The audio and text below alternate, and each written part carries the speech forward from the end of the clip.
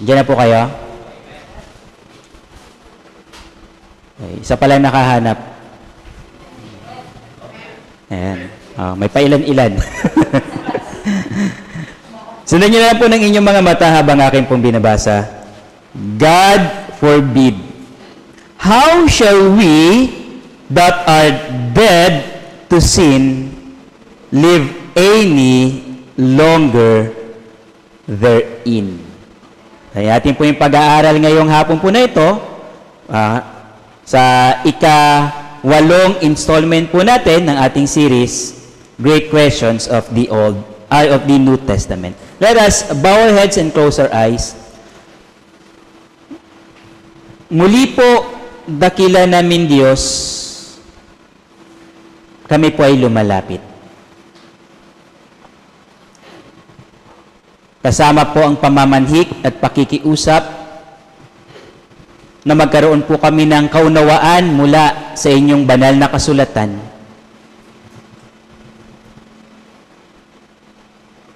Nawa po ang Ginoon, ipakita po ninyo ang aming kalagayan sa pagkakataon pong ito. And I ask for your forgiveness, Lord. Patawarin niyo po ang inyong abang lingkod kung meron man po akong nasabi, nagawa po, o naisip na unworthy of you. Tulungan nawa po ninyo akong muli sa pagbabahagi ng inyong salita. Rebuke us, reprove us, encourage us, remodel us according to your will. Sa pamamagitan po ng salita na ito, and help us to have the right kind of hearing at magkaroon po ng tamang atensyon sa pagkakataong ito. At nawa, Panginoon, ano man pong aming mapag-aaralan ay hindi po matapos dito. Kagaya nga po ng inyong salita, pinag-aralan namin kaninang umaga, maganap namin ito sa aming pong buhay.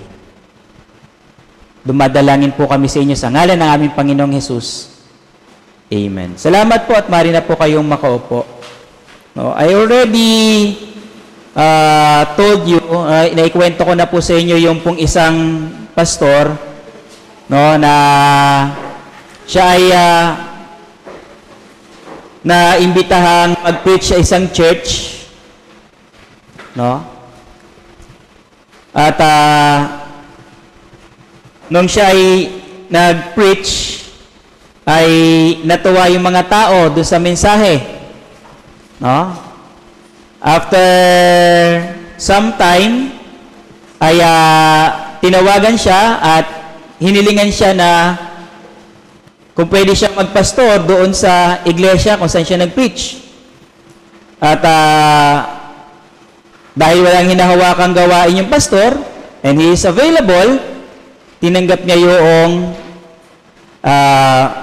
pastorship o pastoral duty sa iglesia na ito. No? At nang sila ay, nang siya matanggap doon, no, ay bago siya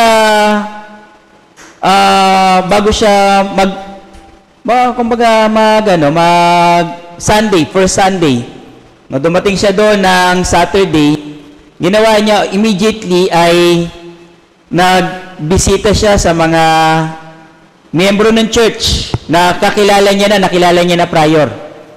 Pinisita niya yung pamilya ng deacons, pamilya ng isang matandang babae na kanyang na-meet o prior, no, at pinuntahan niya, at to have yung knowledge regarding sa ano yung kalagayan ng church. Okay. So, nung Sunday, kinabukasan, he preached a heartfelt sermon. Okay? Pagdating nung Sabado, nag-visitation uli siya, doon sa mga taong binisita niya, at may mga ilan na nadagdag kasi medyo may nakilala na siya uli, nag-visitation siya doon. Pagdating nung Sunday, he preached the same message. Gulit yung mga tao, pati yung deacon, no? Bakit ganun? No? Sumunod na Sabado, visitation uli. Ay, mas nadagdagan ng kanyang binisita. Pagdating ng Sunday, yung paring mensahe na tinuro niya nung 2 weeks ago, no? At sabi nung chief deacon, nag-meeting sila, nako, mukhang di nag-aaral tong pastor na to, paulit-ulit lang yung pinipreach. Alam, may mga pastor na ganyan, no? Minsan, nakakalimutan namin, na-preach na pala namin yun, Meron akong kilalang pastor, na-preach niya na, nakalimutan niya, na pinreach niya na yon, no? Okay? Sa the same church. Kasi tapos habang kaya pala sabi ng mga nagtatawa na yung ibang mga mga matatanda na doon, no? Mga matagal nagtatawa na. Yung pala, kaya pala pagkatapos doon, taon-tawa rin yung pastor, sabi niya, na-preach ko na pala to dito. So, sabi, parang di yata nag-aaral si pastor, So, kinumpronta nila si pastor, nalata namin na 3 Sunday na, yung pa rin yung mensahe na pinipreach ninyo. Parang hindi po kayo yata nag-aaral. Sabi niya, hindi ako nag-aaral, mga kapatid. Kaya lang kasi every Saturday na nagbibisita ko, ina-address ko na yung problema na yan sa pulpito at tinuro ko sa inyo hanggang ngayon, hindi ko pa rin nakikita yung improvement. No? Kayo ang hindi natututo. Hindi ako nag-aaral, kaya lang di kayo natututo. No? Sa pag-aaralan po natin ngayong araw po na ito, mga kapatid, this is not a new thing. Lahat ng sasabihin ko dito, alam nyo na to. Okay? Uwi na tayo. Alam nyo na pala. Next. Okay? Alam nyo na to, kaya lang, marahil ay hindi natin lubusang naiuunawaan. No? Okay? At marahil ito ay sumasalamin, ako personally, ito'y sumasalamin sa aking kalagayan. I don't know about you, pero sabi po sa atin ng Biblia, how shall we that are dead to sin live any longer therein?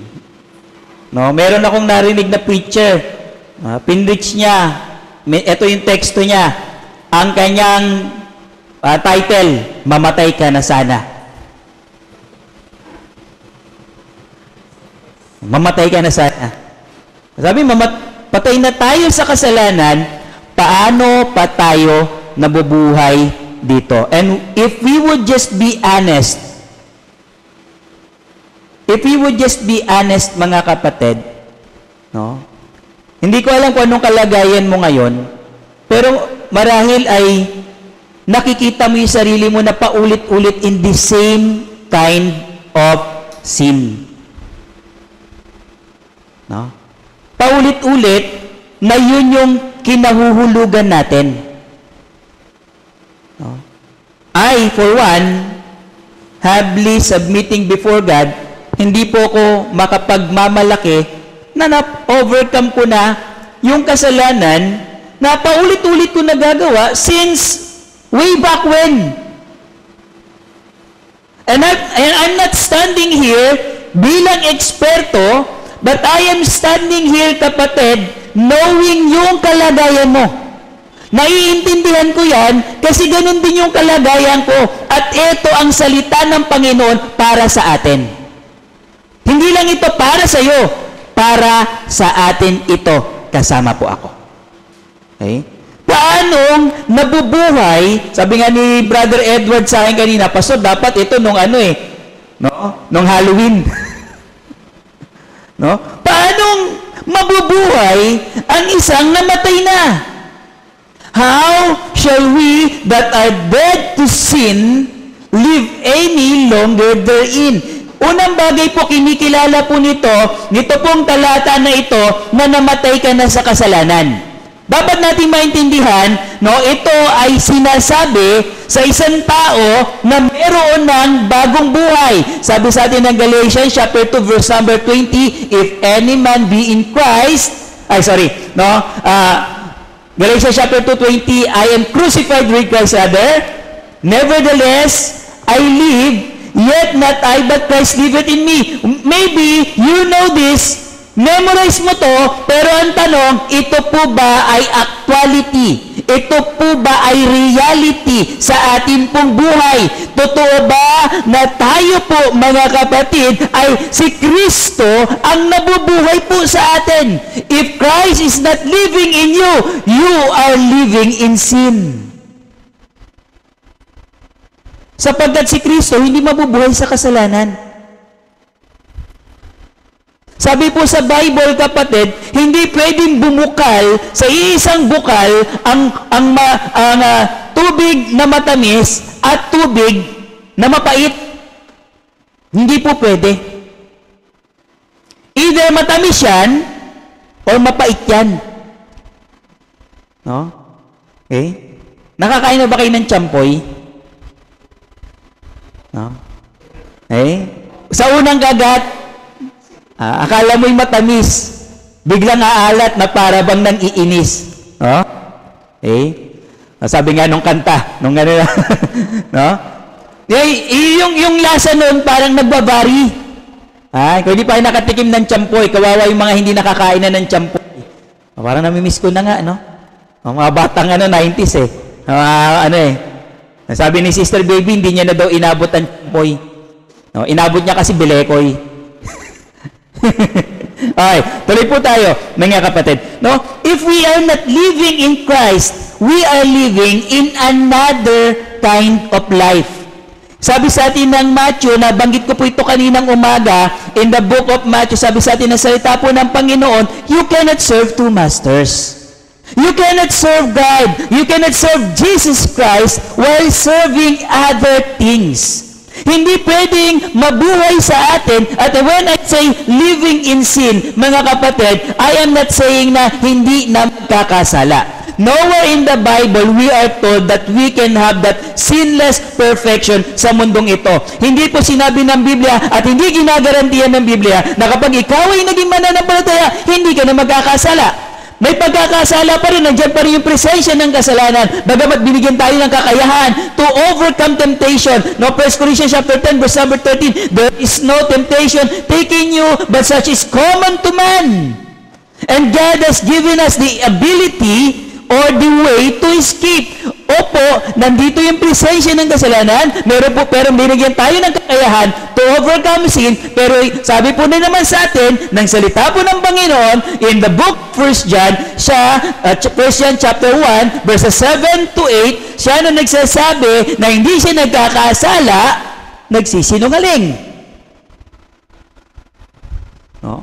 Ang sinasabi po natin dito, sabi ng verse number 9, ng 1 John chapter 1, siya nag-confess ng kanyang kasalanan, God is just and faithful to forgive.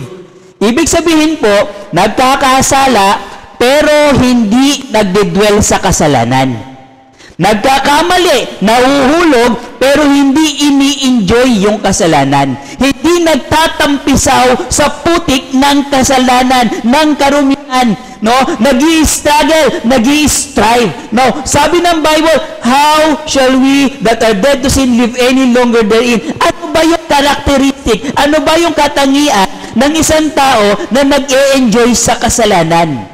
At katulad na sinabi ko, hindi po ito bago, marahil naranasan mo na to, marahil na ikaw mismo, na-experience mo ito, ako for one, I could attest na itong mga talatang ito, at itong mga pag-aaralan po natin, ay naranasan ko sa aking buhay at nararanasan ko pa rin. Now, why? Punta po tayo.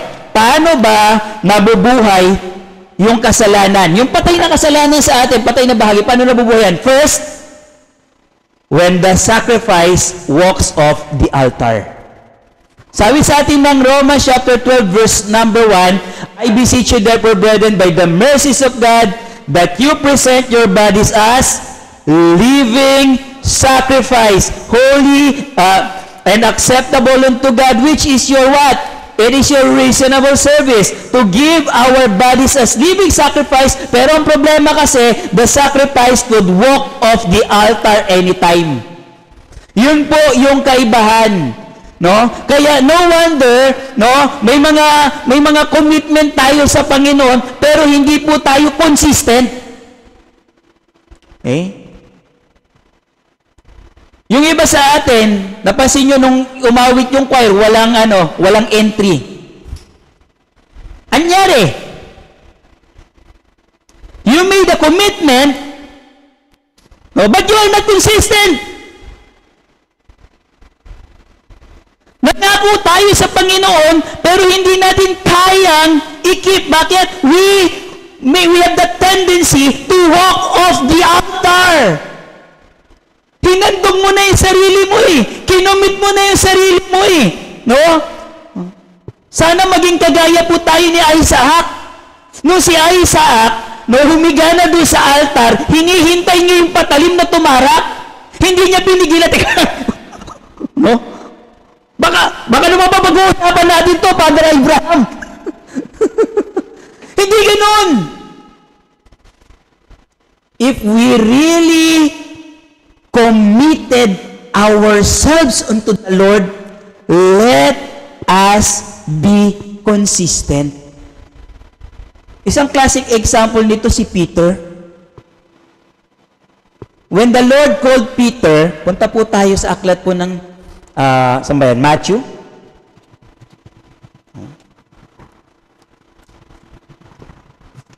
Chapter number 4.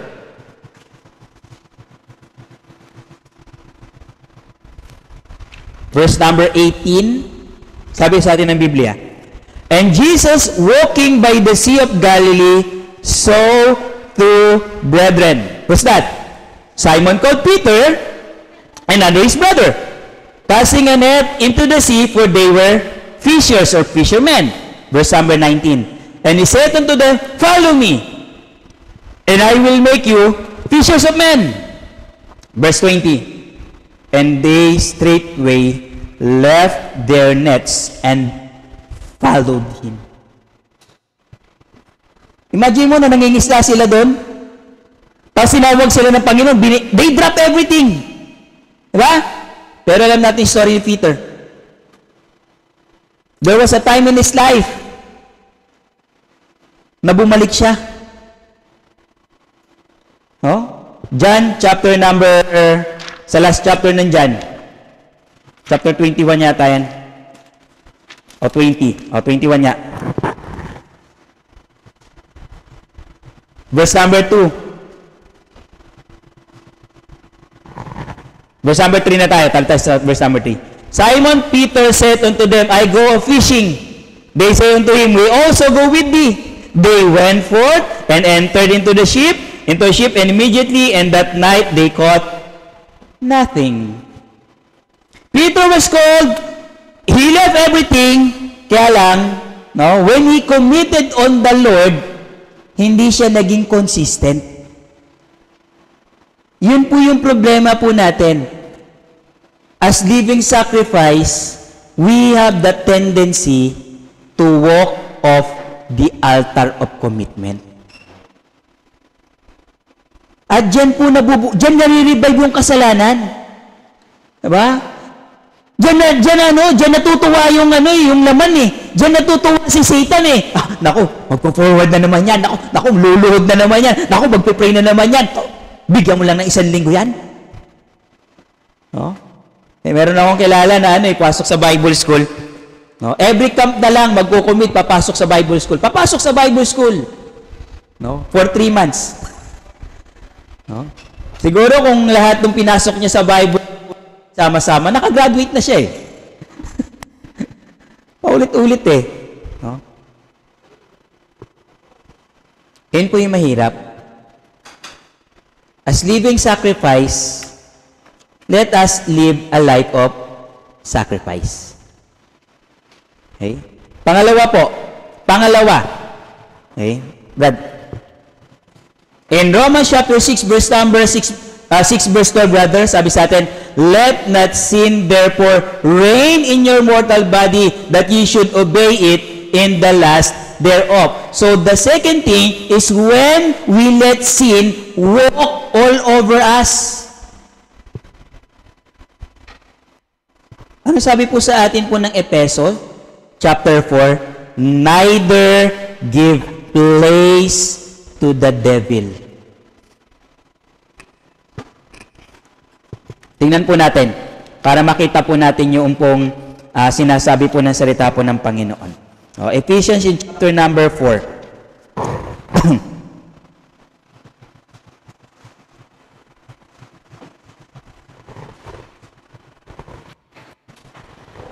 Verse number 27. Neither give place to the devil.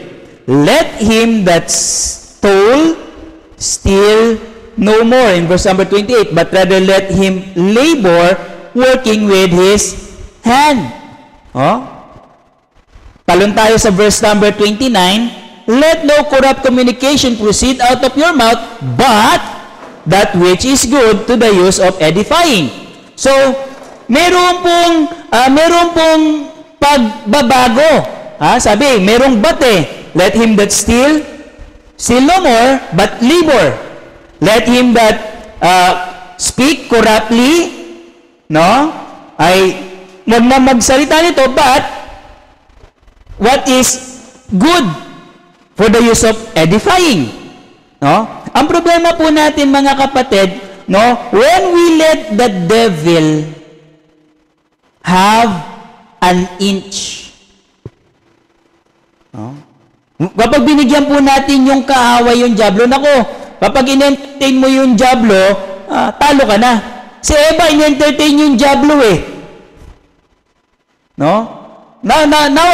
kagaya nung kanta ng mga bata, when Mr. Satan knocks on my heart door and say, may I come in?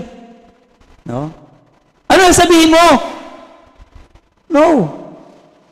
Every time na tayo po ay lalatagan ng diablo ng masamang kaisipan, ng mahalay na kaisipan, ng maruming kaisipan, ng maling kaisipan, Diyan po nagsisimula Bago ka nakapagsinungaling, bago tayo makapagsinungaling, inisip mo na yung sasabihin mo.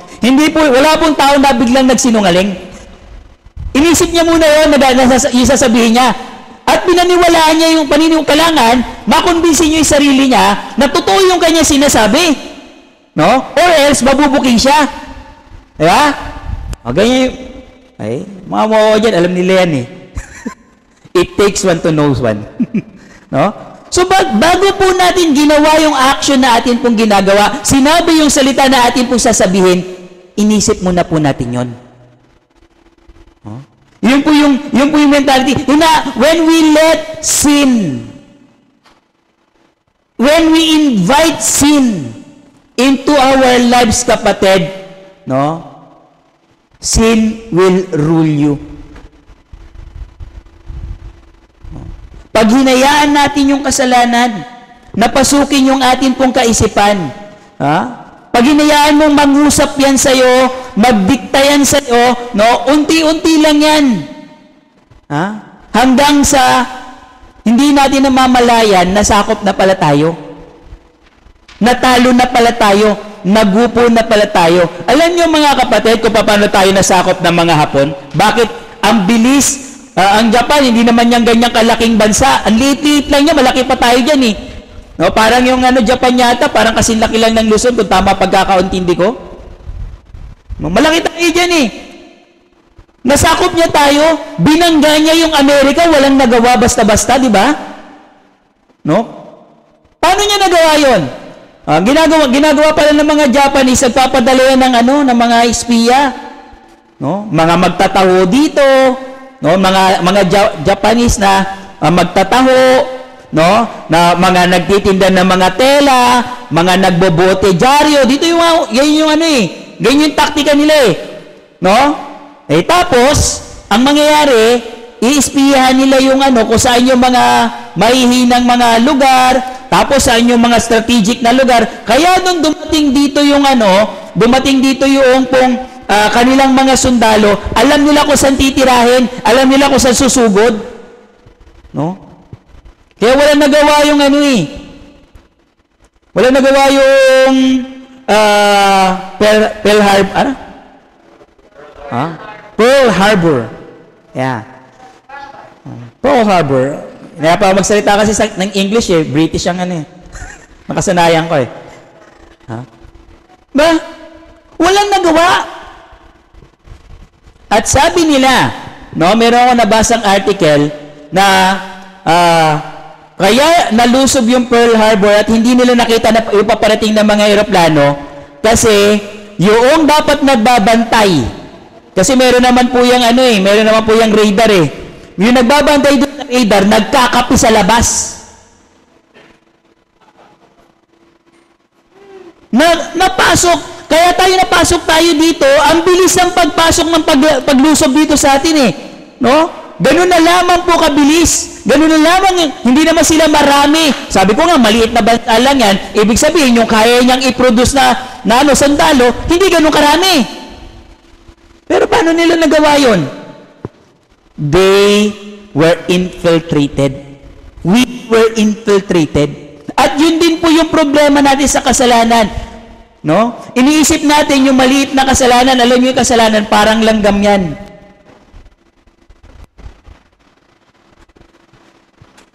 Anong parang langgam? Nakakalakad sa pader. Yeah? Pag isa lang yan, hindi mo masyadong iindahin. No? Pero kapag laksa na yan, ay pambihira. Mangangayaw ka dyan. No? Naalala ko yung nung mga ganyang edad ako kay Cromwell.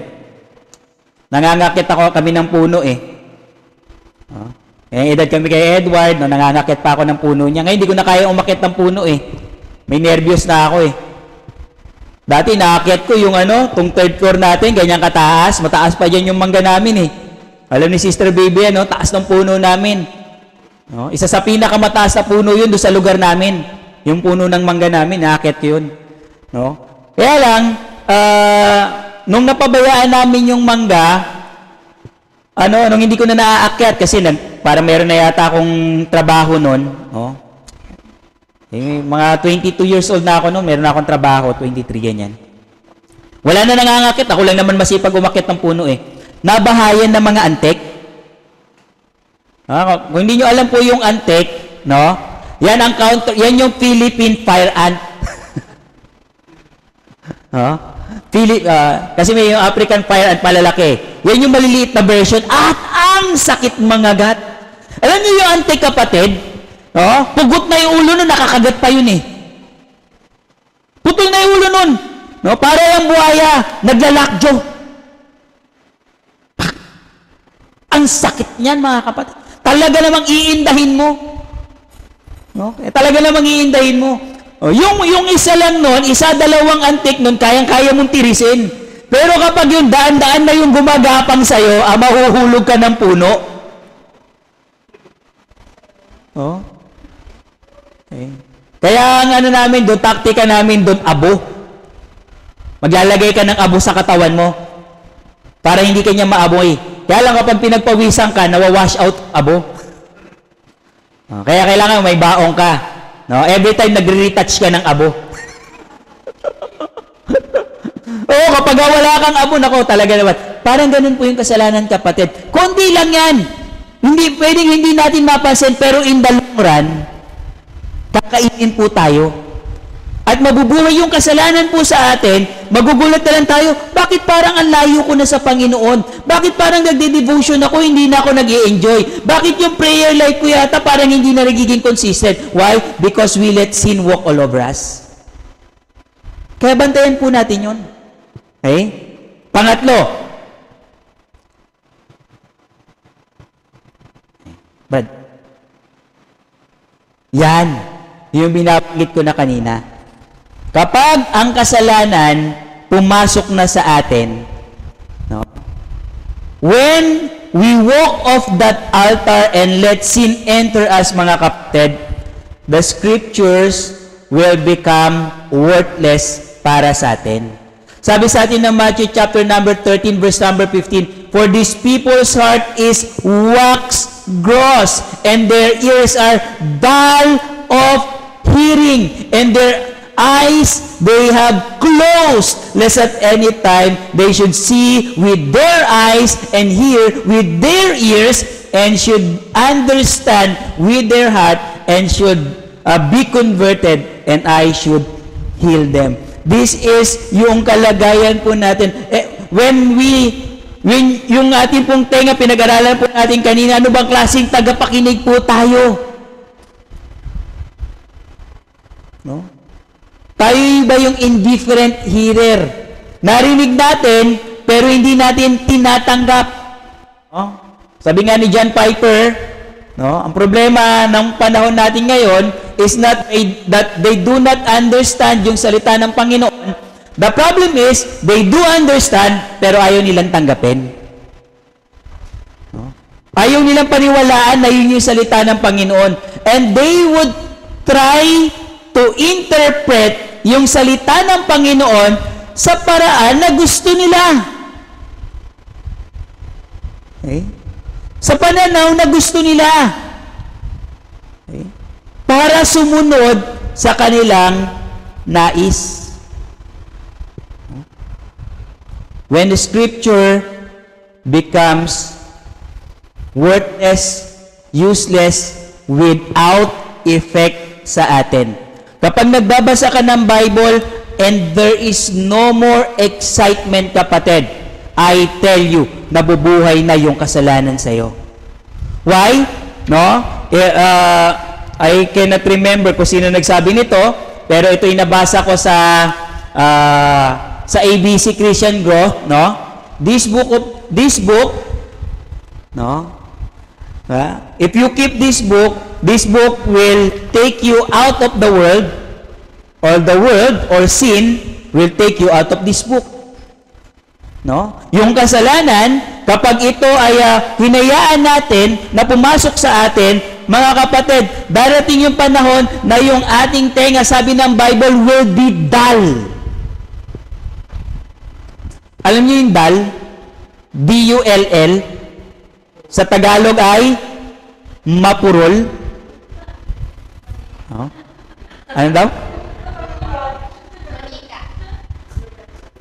D-U-L-L, manika. Pwede rin. No? Tsaka dull. No? Yung dull ay mapurol, ibig sabihin, wala siyang effect. No? Nakakita, ewan ko kayo, nakagamit na kayo ng kutsilyong mapurol, walang kwenta yun. No? Nadurog mo na yung karne, hindi pa nahihiwa. Ano ba naman ito? Durug-durug ba yung isda? No? Hindi pa rin napuputol. No? Ang ending, giniling. Na ang relleno, yung dating ng isda mo. Nadurog-durog na yung laman eh. Relleno ko na nga lang to. Wala na. Hindi na mabuo eh. No. Kapag yung salita ng Panginoon, nagagawa mo ng tulugan, yung 2 verse pa lang yung binabasa mo, naghihilik ka na. No? Yan. No? Yan. Alam mo na yung kasalanan na pangunahan ka na. Kasi, ang kalaban ng kasalanan, espiritualidad. No? Okay? Spiritualidad. If you are not spiritual, hindi ka makikinig. Diba? Sabi po sa atin po ng salita ng Panginoon. Let's go in 1 Corinthians in chapter number 2, mga kapatid. No? In verse number 15. 1 Corinthians chapter 2, in verse number 15 po, mga kapatid. Verse number 14 rather. But the natural man receiveth not the things of the Spirit of God, for they are foolishness unto him. Neither can he know them, because they are spiritually discerned. If we let sin plague our heart, plague our lives, kung hahayaan po natin ng kasalanan na tayo po ay punuin, mga kapatid, ang sabi ng Biblia, hindi mo mauunawaan ang salita ng Panginoon because it is spiritually discerned. Requirement para maintindihan mo yung salita ng Panginoon is you maintain spirituality, a level of spirituality, kapatid.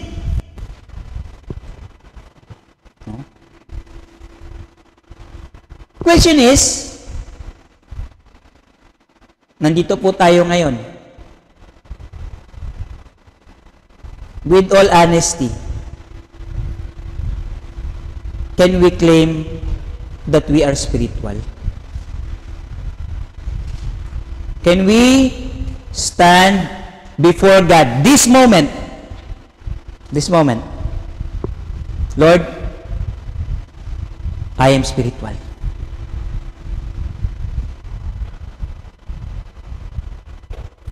If not, uuwi ka mamaya, matatapos po itong ating serbisyo, babalik lang po tayo sa dati nating gawin. At yung kasalanan ay mamamayani at mananahan po sa atin. Kapatid, ang pagiging spiritual, hindi po automatic.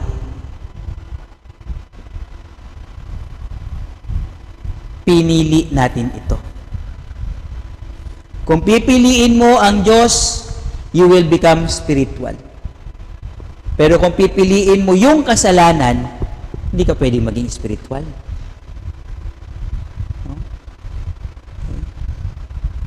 Sabi nga nila ayun ba sinasabi ko sa inyo, no? Yung meron tayong naging member dito, laging emergency. No? Naka-schedule yung emergency niya ng Sunday. Kaya hindi nakakapag-church. So, may emergency. No? Weekly may emergency. Naka-schedule. Ha? Kapag wala na po sa ating saysay yung pong salita ng Panginoon, matakot na tayo. Baka yung kasalanan na mamayani na sa puso natin. Nabuhay na po sa atin. Pang-apat po, mga kapatid, in Revelation chapter 2, verses 2 to 4. Sabi sa inyo, hindi ito po bago. Hindi naman tayo nagbubuklat ng bagong talata. No? Hindi naman ito bagong na-discover ko. Sinabi ko, meron akong bagong discover na verse na hindi ko pa nabasa dati, hindi ko pa nakita. No? Isi-share ko sa church. Hindi po Dati na natin ito nababasa. Mga kapatid, this is not something new. Kaya lang, marahil ay na-overlook po natin. Revelation chapter number 2, isa na naman pamilya na verse sa atin. Chapter number 4, no? Sabi po sa atin ng salita ng Panginoon, 2 to 4 rather. No? Chapter number 2, verses 2 to 4. I know thy works, and thy labor, and thy patience, and how canst not bear them which are evil? And thou hast tried them which say they are apostles and are not, and hast found them liars, and hast borne and hast patience for my name's sake, hast labored and hast not faded. Verse number 4. Nevertheless, I have somewhat against thee, because thou hast left thy first love. The church of Ephesus, meron po silang service, but their service is no longer worship. Ano po bang ibig sabihin ng worship?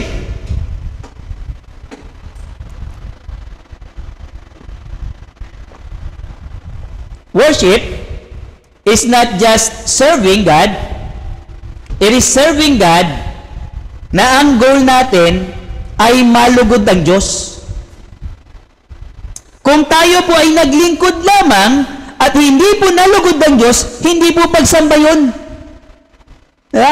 Kaya nga sabi ng salita po ng Panginoon sa atin, no? In the book of Corinthians, ang sabi sa atin, someday we will stand before God, yung ibang gawa natin masusunog. Why? Because it is not an act of worship.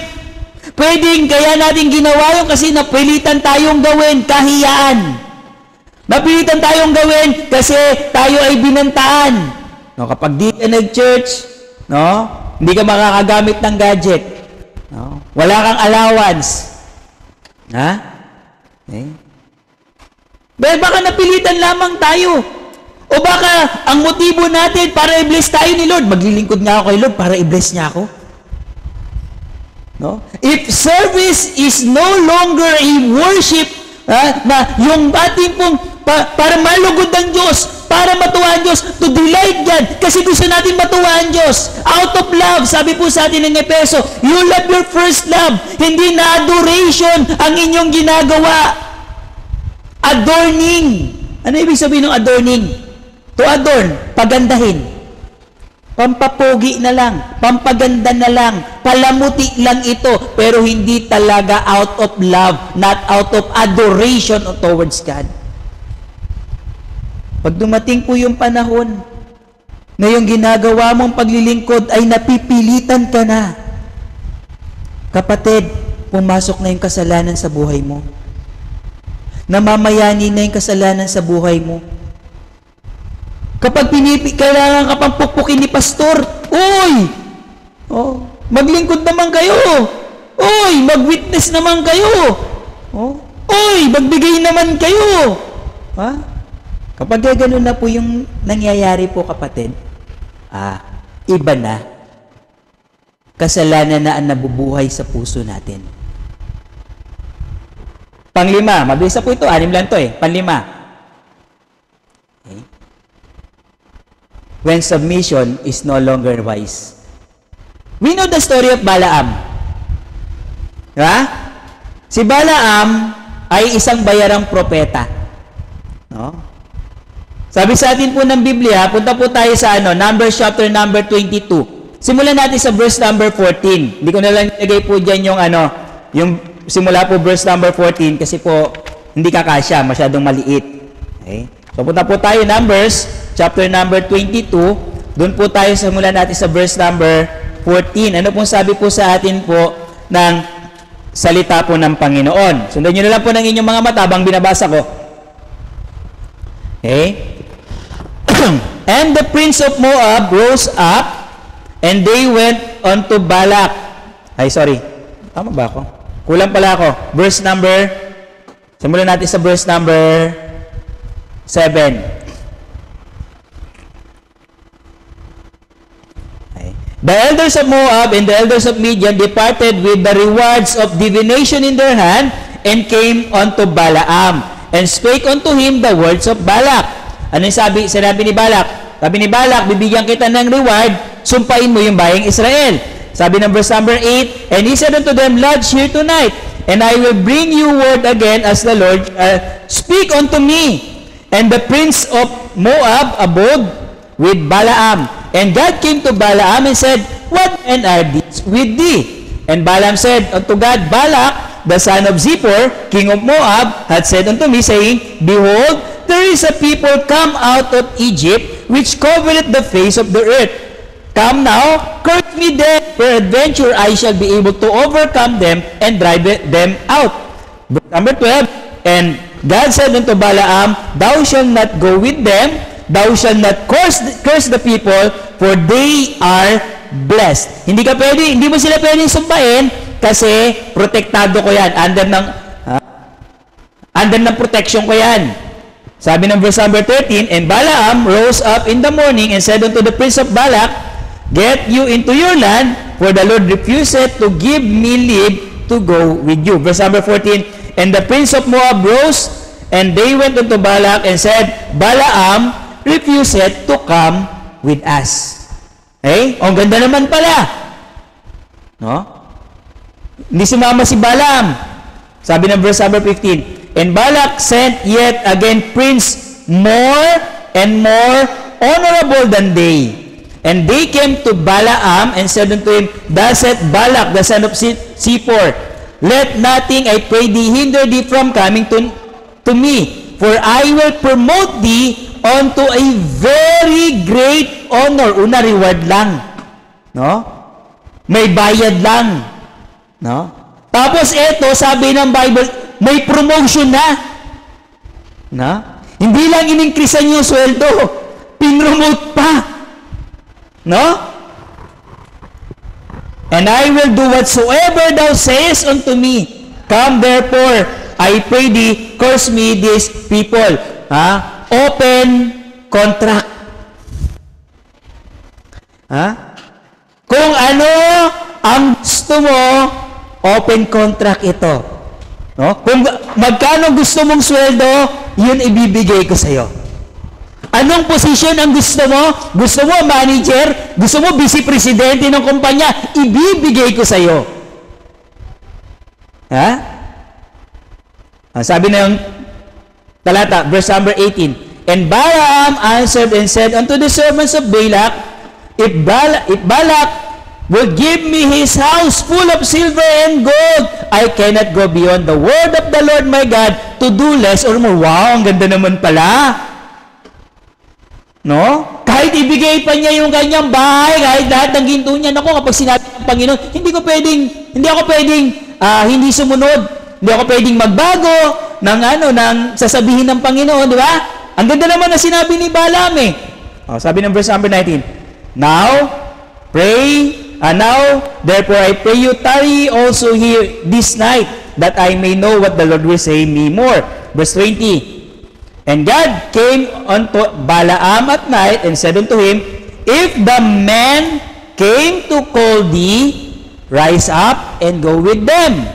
But yet the word which I shall say unto thee, that shalt thou do. Verse number 21, ano sabi ng Panginoon sa verse 20? Pag pumunta sa'yo, tinawag ka, sumama ka.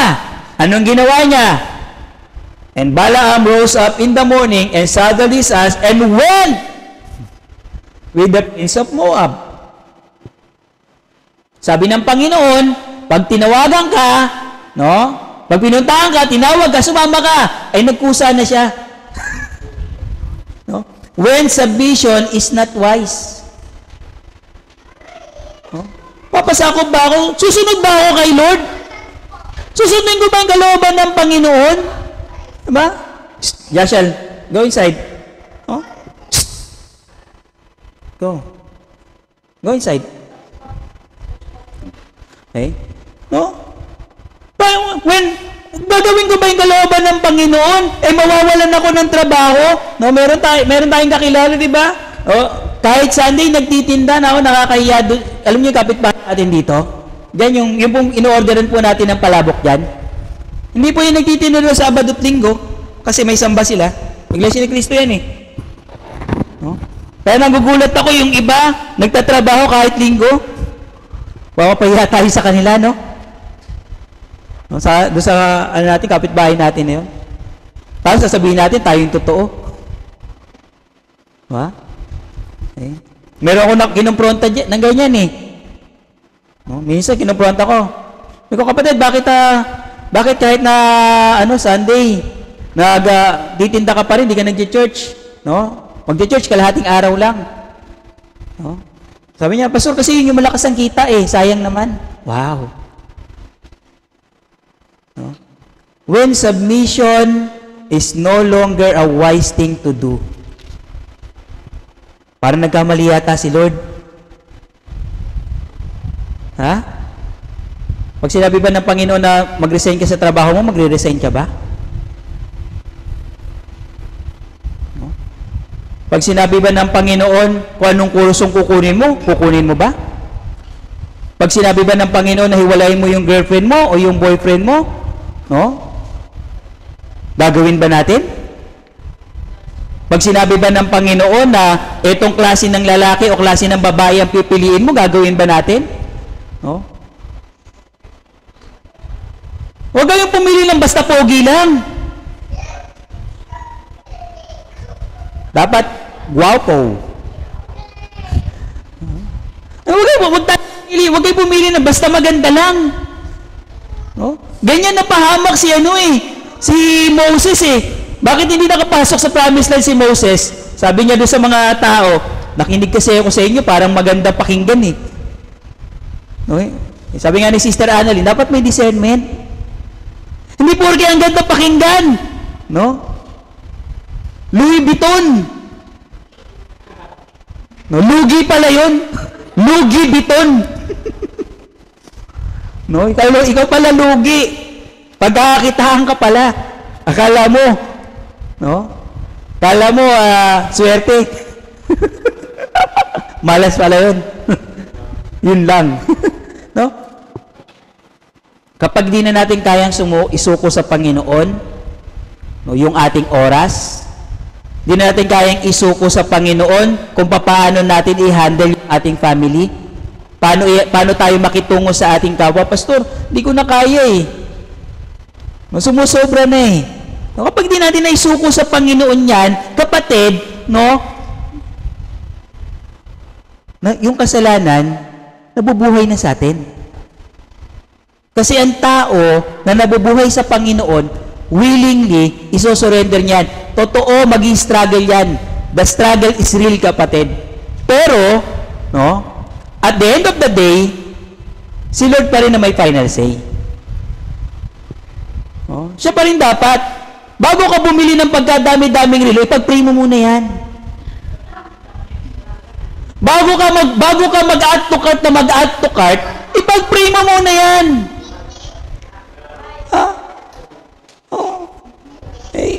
Pray muna. Bago tayo gumawa ng plano, ipag-pray muna. Kapag hindi na natin na ipag-prayan at ginagawa na natin yung sarili natin diskarte, kasalanan na po yun. Hindi lang natin minsan napapansin. Akala natin okay lang. No? At panghuli. Eto na. Ito na talaga yung full-blown nito. Kapag yung pagiging makasarili na ang namamayani. Pag tayo na yung tama, tayo na yung magaling. Parang si Samson, sabi ng nanay niya, tatay niya, ang dami-dami namang mga Israelitang mas magaganda pa dyan eh. Ba't yan ang pipiliin mo? Oh, sabi ni Samson, kasi pag nanamit, parang wala na eh. Pag isuot ng damit, parang wala nang damit eh. Wala naman hilig ni Samson, di ba? Kaya nga lagi siya nagpupunta sa mga prostitute eh. Oh, saan ka naman nakakita ng prostitute na nakabarot saya? Diba? Naka-perfect shirt yan. Oh. Kapag yung tayo na yung magaling at wala nang iniintinding iba. Wala nang pinakikinggan. Pag wala, hindi na nakikinig sa payo, hindi na pinakikinggan yung magulang, hindi na pinakikinggan ang kapatiran, hindi na pinapakinggan yung leader sa church, hindi na pinakikinggan yung pastor, no? Wala nang pinakikinggan, siya na yung magaling, siya na yung matalino, nako, andun na yung full-blown na bunga ng pamamayani ng kasalanan, corrupted na.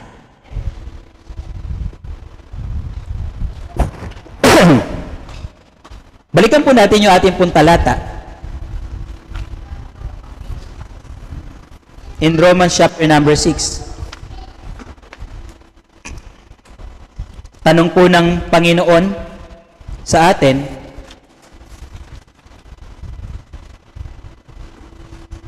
how shall we that are dead sin live any longer therein?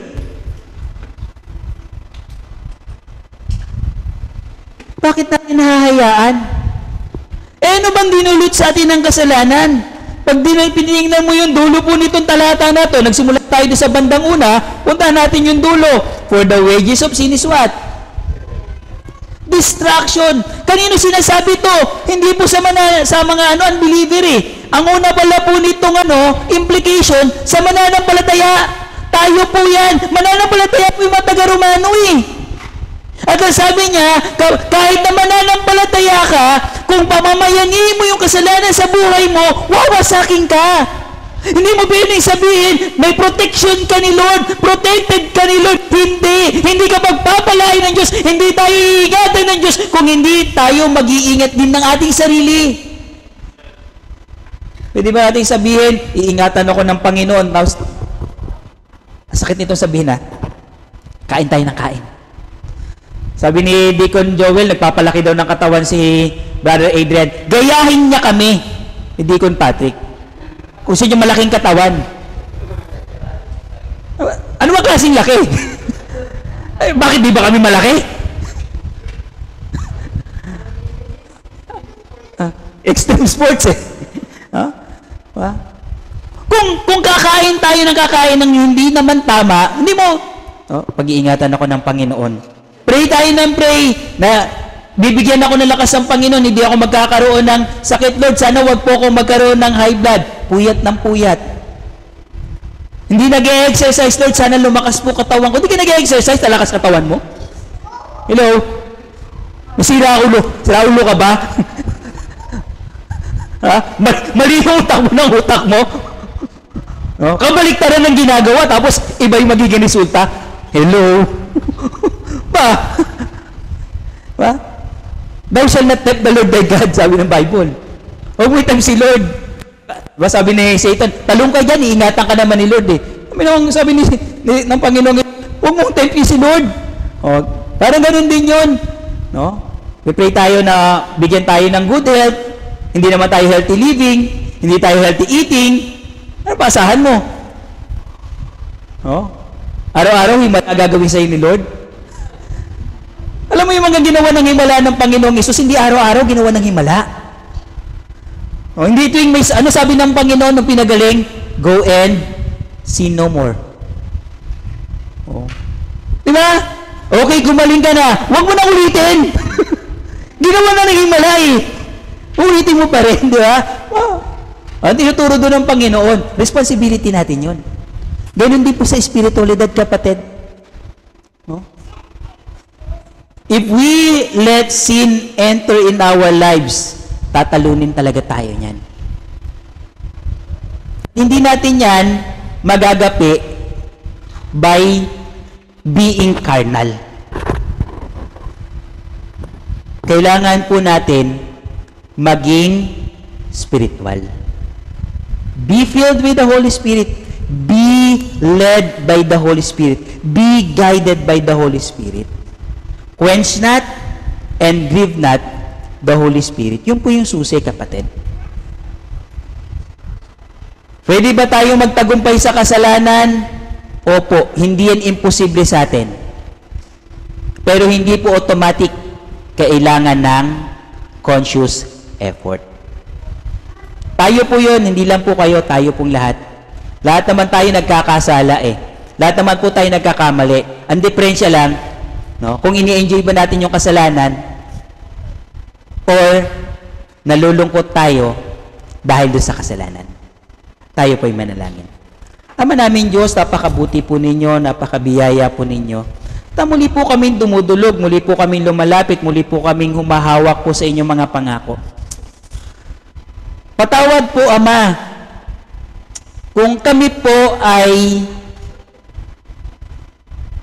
hindi naging maingat at ang kasalanan po ay nabubuhay sa amin. Pwedeng hindi na kami sensitive dito kasi nakasanayan na po namin. Pero nung iminulat po ninyo muli ang aming pong mata sa katotohanan na aming pong kalagayan, yung aming pong kalagayan na gano'n ito kaaba, gano'n po karumi yung kasalanan na ito, gano'n po kamuhi-muhi yung kasalanan na ito, Panginoon, sa pagkakataong ito na nakita namin. Nawa, muli po kaming manumbalik. Huwag nawa po naming hayaan ang kasalanan mamayani po sa amin. Wala namang dinulot na mabuti ito sa amin eh. Kalungkutan lang ang dinadala nito, kaguluhan sa amin pong pamilya, karamdaman, at kabigatan po sa aming buhay. Tulungan po ninyo kami, Panginoon, na makaahon at pangahawakan po namin muli yung pong 1 John 1:9 sa aming pong confession na ito. Cleanse us, O God. Not only to forgive us, but to cleanse us from all our unrighteousness.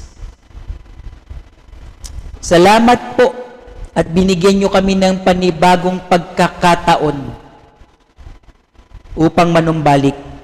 Nawa wag namin ipagpabukas, wag namin ipagmamaya. Ngayong oras mismo na ito, na narinig namin ito, Lord, bring us back. Bring us back into fellowship with you. Balik niyo po sana nawa sa amin yung joy ng aming kaligtasan, Panginoon ko, na nawala ng mamayani ang kasalanan sa amin. Balik niyo nawa po yung kapayapaan ng aming puso, kaliwanagan ng aming pong kaisipan, o Panginoon ko. Namamanik po kami sa inyo. And help us, O God, in our conscious effort to overcome ang carnality, ang sinfulness po sa amin pong buhay. Ito po ang aming samot dalangin sa ngalan po nga ng aming Panginoong Hesus. Amen and Amen.